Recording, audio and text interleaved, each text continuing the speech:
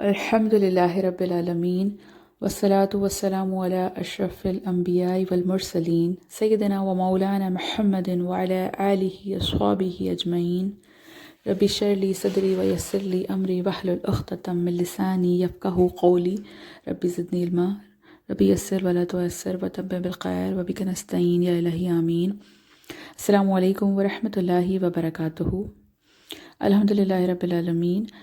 آج پھر ہم مسجد الاقصیٰ کے حوالے سے جو ہے وہ اس کی تاریخ کو دوبارہ سے ایک بار پڑھیں گے، سیکھیں گے، سمجھیں گے۔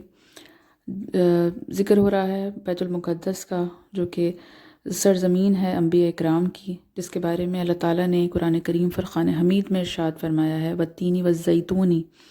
اس سے مفسرین یہ تفسیر کرتے ہیں کہ زیتون سے مراد فلسطین ہے، کیونکہ زیتون کے درخت وہاں پر باکثرت پائے جاتے ہیں۔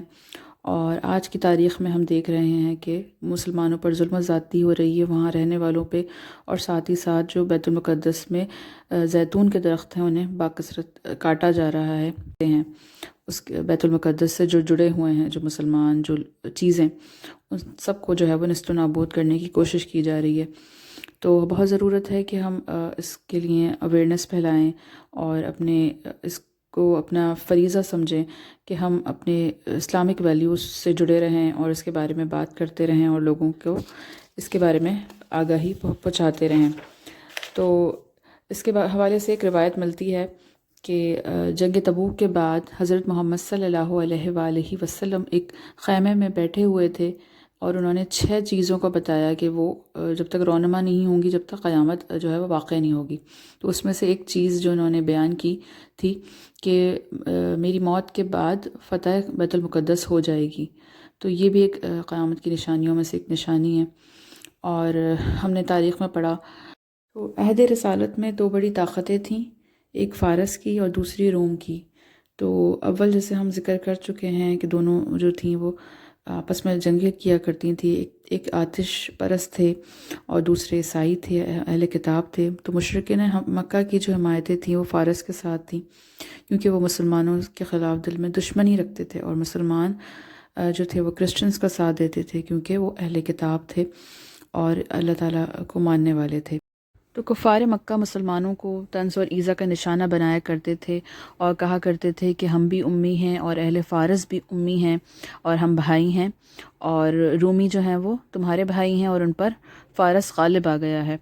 تو اللہ تعالیٰ کی طرف سے رحمت ہوئی اور اللہ تعالیٰ نے سورہ روم کی ابتدائی آیات نازل فرمائیں، اور اس میں مسلمانوں کو بشارت دی گئی کہ چند ہی سال میں رومی فارس پر غالب آ جائیں گے۔ یہ آیتیں سن کر حضرت ابوبکر صدیق رضی اللہ تعالیٰ عنہ نے کفار مکہ میں جا کر اعلان کر دیا کہ خدا کی قسم رومی ضرور اہل فارس پر غالب آ جائیں گے۔ اے اہل مکہ، تم اس وقت کے نتیجے جنگ سے خوش مت ہو، ہمیں اپنے پیارے نبی صلی اللہ علیہ وآلہ وسلم نے خوشخبری دی ہے۔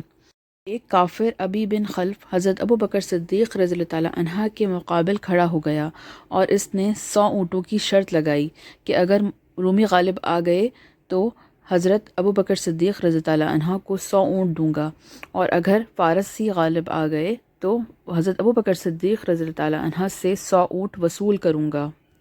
اس وقت تک جوئے کی حرمت نازل نہ ہوئی تھی، تو چنانچہ حضرت ابوبکر صدیق رضی اللہ تعالیٰ عنہ نے 6 سال کی مدت پر یہ شرط قبول کر لی۔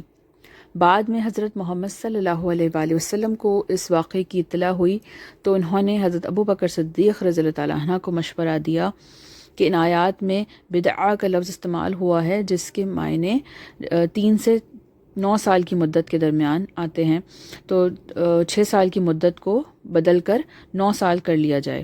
تو حضرت ابوبکر صدیق رضی اللہ عنہ نے اس شرط کی مدت کو 9 سال تک مقرر کر دیا، اور اللہ تعالیٰ کے حکم سے سب مسلمانوں پر رحمت ہوئی، اور 7ویں سال ہی جو رومی فارس پر غالب آ گئے، اور حضرت ابوبکر صدیق رضی اللہ تعالیٰ عنہ یہ شرط جیت گئے۔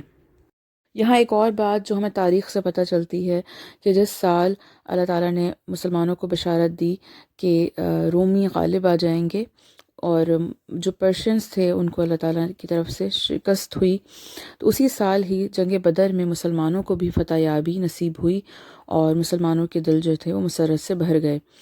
اور جب فارسیوں کی حکومت تھی بیت المقدس پر تو انہوں نے یہودیوں کو الاؤ کیا تھا کہ وہاں پر وہ اپنا مذہبی فریضہ ادا کریں اور سلمان ٹیمپل کو جو ہے وہ ری بلڈ کریں. تو تیسری بار انہوں نے وہاں وہ بلڈ کیا تھا. لیکن جب رومنز کی حکومت آ گئی اور کرسچنز نے ان کو ہرا دیا، رومیوں کو مسجد الاقصیٰ کے ساتھ کوئی خاص لگاؤ نہیں تھا، اور جب انہوں نے یہودیوں کا قتل عام کیا تو ان کا مذہبی ٹیمپل سلیمان ٹیمپل جو تھا اسے بھی تباہ کر دیا اور اسے ایک ایسی جگہ میں منتقل کر دیا جہاں پر عمارتوں کا ملبہ اور کاڑ کباڑ اور جو ہے کوڑا کرکٹ جمع کرنے کی جگہ. تو جب اسراء و معراج کا واقعہ ہوا تھا تو وہ پرشینز کے دور میں ہوا تھا. تو مفسرین یہ بھی لکھتے ہیں کہ وہ وقت جو تھا وہ فارسیوں کی حکومت کا تھا. اس کے بعد ایک اور تاریخ سے اہم واقعہ ہمیں ملتا ہے کہ جب صلح حدیبیہ ہو چکا تھا اور مسلمان اور کفار کے درمیان ایک مضبوط معاہدہ ہوا تھا کہ ایک دوسرے کے قافلوں پر حملہ نہیں کریں گے، ایک دوسرے کی جان و مال جو ہے وہ اس پہ امن میں رہے گی. تو ابو سفیان اپنے ایک گروہ کو لے کر مکہ سے تجارت کے غرض سے باہر نکلا تھا، اور اسی دوران جو ہے وہ بادشاہ جو رومن بادشاہ تھا، رولر تھا ہرکیل، اس کو ایک خواب دکھائی دیا جس میں اس نے خواب میں دیکھا کہ اس کا جو قصر ہے وہ فتح ہو گیا ہے، اور وہ بہت پریشان تھا. اور اس خواب کو دیکھنے کے بعد اس نے تعبیر جاننے کی کوشش کی اور کئی لوگوں کو بلایا اور کئی تعبیر نگاروں کو بلا کر جو ہے وہ اس کے بارے میں تفصیل سے جو ہے گفتگو کی گئی. لیکن سب نے جو ہے اس کو تسلی بخش جواب دیا کہ آپ پریشان نہ ہوں بادشاہ، فکر مند نہ ہوں، ہم پہلے ہی یہودیوں کو تباہ کر چکے ہیں، تو اب وہ جو ہے ہم پر جو ہے دوبارہ حکومت نہیں کر سکتے اور نہ ہی ہمیں کوئی نقصان پہنچا سکتے ہیں. اور بادشاہ ہرکل جو تھا وہ بہت ہی زیادہ سمجھدار اور ہوشیار تھا، تو وہ سوچ بچار کرتا رہا. اسی دوران اس کو جو ہے نبی کریم صلی اللہ علیہ وآلہ وسلم کا خط ملا. اس خط کا ترجمہ یہ ہے: شروع اللہ کے نام سے جو بہت مہربان اور نہایت رحم کرنے والا ہے. یہ خط خدا کے غلام اور اس کے رسول محمد صلی اللہ علیہ وآلہ وسلم کی طرف سے بازنطینیوں کے حکمران ہرقل کے نام ہے. سلامتی ہو اس پر جو راہ راست پر ہو. میں یہ دعوت آپ کو اسلام کی دعوت دینے کے لیے لکھ رہا ہوں، اور اگر آپ مسلمان ہو گئے تو آپ محفوظ رہیں گے اور خدا آپ کا اجر 2 گنا کر دے گا. لیکن اگر آپ اسلام کی اس دعوت کو رد کر دیں گے تو آپ اپنی رعایا کو گمراہ کرنے کا گناہ اٹھائیں گے. اس لیے میں آپ سے گزارش کرتا ہوں کہ درجہ ذیل باتوں پر توجہ دیں. اے اہل کتاب، ایک ایسی بات کی طرف آؤ جو تم میں اور ہمارے درمیان مشترک ہے کہ ہم اللہ کے سوا کسی کی عبادت نہیں کرتے اور اس کے ساتھ کسی کو شریک نہیں ٹھہراتے، اور ہم میں سے کوئی اللہ کے سوا کسی کو رب نہ بنائے. پھر اگر وہ منہ پھیر لیں تو کہہ دو گواہ رہو کہ ہم مسلمان ہیں. محمد رسول اللہ صلی اللہ علیہ وآلہ وسلم. بادشاہ ہرقل نے بہت غور کیا کہ یہ تو جو ہے حضرت ابراہیم علیہ السلام کا دین پھیلا رہے ہیں. اس نے اعلان کروایا کہ اگر عرب سے کوئی جو ہے وہ قافلہ گزر رہا ہے تو اسے حاضر کرو میرے دربار میں. تو جب ابو سفیان کا قافلہ وہاں سے گزر رہا تھا تو لوگوں نے جو ہے وہ اسے اس کے دربار میں پیش کیا. بادشاہ ہرقل نے سوال کیا کہ تم سب میں سب سے زیادہ قریبی کون ہے جو محمد صلی اللہ علیہ وآلہ وسلم کو جانتا ہے؟ ابو سفیان کو آگے کر دیا گیا. پھر بادشاہ ہرقل نے اس سے کہا کہ اگر تم نے جھوٹ گڑھا تو تمہارے دوستوں سے اس کی تردید کروں گا اور تمہارا سر جو ہے وہ قلم کر دیا جائے گا. اور مجھے معلوم ہے کہ تم محمد صلی اللہ علیہ وآلہ وسلم کو پسند نہیں کرتے، مگر مجھے سچ بتاؤ، میں جو سوال کروں اس کا صحیح جواب دینا. بادشاہ ہرقل نے کہا کہ تم میں اس کی خاندانی حیثیت کیا ہے؟ ابو سفیان: ان کا تعلق ہمارے درمیان ایک شریف خاندان سے ہے. ہرقل: کیا اس سے پہلے تم میں سے کسی اور نے نبوت کا دعویٰ کیا ہے؟ ابو سفیان: نہیں. ہرقل: کیا اس کے آباء و اجداد میں سے کوئی بادشاہ تھا؟ ابو سفیان: نہیں. ہرقل: کیا صرف طاقتور لوگ اس کی پیروی کرتے ہیں یا کمزور اور ضعیف بھی؟ سفیان: ضعیف و مسکین اس کی پیروی کرتے ہیں. ہرقل: کیا اس کی پیروی روز بروز بڑھتی جا رہی ہے یا کم ہوتی جا رہی ہے؟ ابو سفیان: وہ بڑھتے ہی جا رہے ہیں. ہرقل، کیا اس کے مذہب کو قبول کرنے والوں میں سے کوئی ناراض ہو کر بعد میں دین چھوڑ دیتا ہے؟ ابو سفیان، نہیں۔ ہرقل، کیا آپ نے اس کی نبوت کے دعوے سے پہلے کبھی اس پر جھوٹ بولنے کا الزام لگایا ہے؟ ابو سفیان، نہیں۔ ہرقل، کیا کبھی خیانت کرتا ہے یا اپنے معاہدوں میں خیانت کرتا ہے؟ ابو سفیان، نہیں، ہمارا اس سے معاہدہ ہے لیکن ہم نہیں جانتے کہ وہ اس میں کیا کرے گا۔ ہرقل، کیا آپ کی اس سے کبھی کوئی لڑائی ہوئی ہے؟ ابو سفیان، ہاں۔ ہرقل، اس کے ساتھ تمہاری لڑائیوں کا کیا نتیجہ نکلا؟ ابو سفیان، اس کی اور ہماری لڑائی غیر فیصلہ کن تھی اور اس کے اور ہمارے درمیان باری باری فتح ہوتی تھی۔ ہرقل، وہ تمہیں کیا حکم دیتا ہے؟ ابو سفیان، وہ ہم سے کہتا ہے کہ صرف اللہ کی عبادت کرو اور اس کے ساتھ کسی چیز کی عبادت نہ کرنا، اور ان تمام باتوں کو ترک کر دیں جو ہمارے آباء و اجداد نے ہم سے کہی تھیں۔ وہ ہمیں نماز پڑھنے، سچ بولنے، پاک دامن رہنے اور اپنے رشتہ داروں کے ساتھ اچھا سلوک کرنے کا حکم دیتا ہے۔ بادشاہ ہرقل نے اپنے ٹرانسلیٹر سے جو ہے وہ ابو سفیان سے بات پہنچانے کے لیے کہا، کیونکہ وہ جو تھا اس کی زبان نہیں جانتا تھا، تو اس نے ایک ٹرانسلیٹر رکھا ہوا تھا جو شخص بیچ میں ان کی گفتگو میں ان کی مدد کر رہا تھا۔ میں نے تم سے اس کے خاندان کے بارے میں پوچھا تو تم نے جواب دیا کہ وہ تم میں سے ایک شریف خاندان سے تعلق رکھتا ہے۔ در حقیقت تمام انبیاء اکرام اپنے اپنے لوگوں کے درمیان شریف خاندانوں سے آتے ہیں۔ میں نے آپ سے پوچھا کہ کیا آپ میں سے کسی اور نے یا کسی نے ایسا دعویٰ کیا ہے؟ تو آپ نے جواب دیا، نہیں۔ اگر آپ کہتے تو میں سمجھتا کہ یہ شخص پچھلے شخصوں کی طرح نقل کر رہا ہے۔ میں نے تم سے سوال کیا کہ کیا ان کے آباء و اجداد میں سے کوئی بادشاہ تھا؟ آپ نے جواب دیا، نہیں۔ اگر تم کہتے ہاں تو میں سمجھتا کہ یہ آدمی اپنی آبائی سلطنت واپس لینا چاہتا ہے۔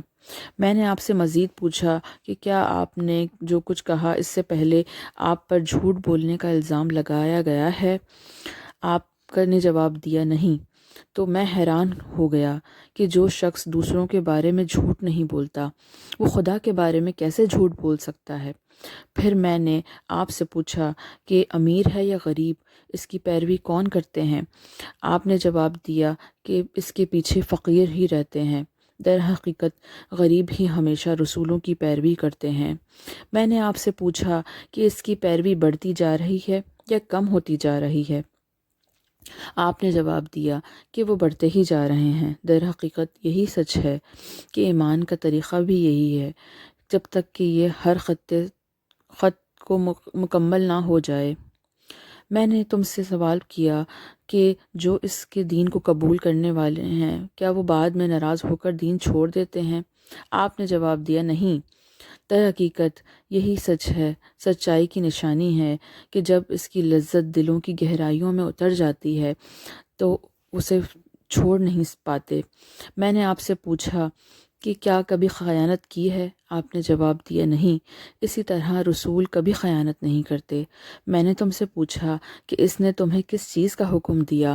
تو تمہارا جواب تھا کہ اس نے تمہیں حکم دیا کہ اللہ کی عبادت کرو اور اس کے ساتھ کسی کی عبادت نہ کرو، اور تمہیں بت پرستی سے منع کیا، نماز پڑھنے، سچ بولنے، پاک دامن رہنے کا حکم دیا۔ اگر آپ کی بات سچ ہے تو وہ بہت جلد میرے قدموں کے نیچے اس جگہ پر قبضہ کر لے گا۔ مجھے صحیفوں سے معلوم تھا کہ وہ آنے والا ہے، لیکن مجھے نہیں معلوم تھا کہ وہ تم میں سے ہوگا۔ اگر میں اس تک پہنچ سکتا تو میں فوراً اس سے ملنے جاؤں گا۔ اگر میں اس کے ساتھ ہوتا تو اس کے پاؤں ضرور دھوتا۔ تو جیسے ہی ابو سفیان قصرۂ روم کے محل سے باہر نکلا تو اسے ایک زوردار چیخ کی آواز سنائی دی۔ ابو سفیان سمجھ گیا کہ محمد صلی اللہ علیہ وآلہ وسلم کی حکومت جو ہے وہ جلد ہی یروشلم پر پھیلنے والی ہے۔ بادشاہ ہرقل کو علم تھا کہ محمد صلی اللہ علیہ وآلہ وسلم اللہ تعالیٰ کے رسول ہیں، مگر اپنی حکومت اور کرسچینٹی کی بقا کے لیے جو ہے وہ ایمان نہیں لایا، حالانکہ اس کا دل گواہی دے چکا تھا۔ اللہ تعالیٰ سے دعا ہے کہ اللہ تعالیٰ ہمارے دلوں کو ایمان سے پر نور رکھے اور ہمارا خاتمہ بالخیر ہو، ہم سب کو اللہ تعالیٰ دین حق پر چلنے کی توفیق عطا فرمائے، آمین ثم آمین۔ مسجد الاقصیٰ کے مزید ایمان افروز واقعات کو اگلی نشست میں بیان کریں گے۔ سبحانک اللہم و بحمدک ولا الہ الا انت استغفرک و نتوب الیک۔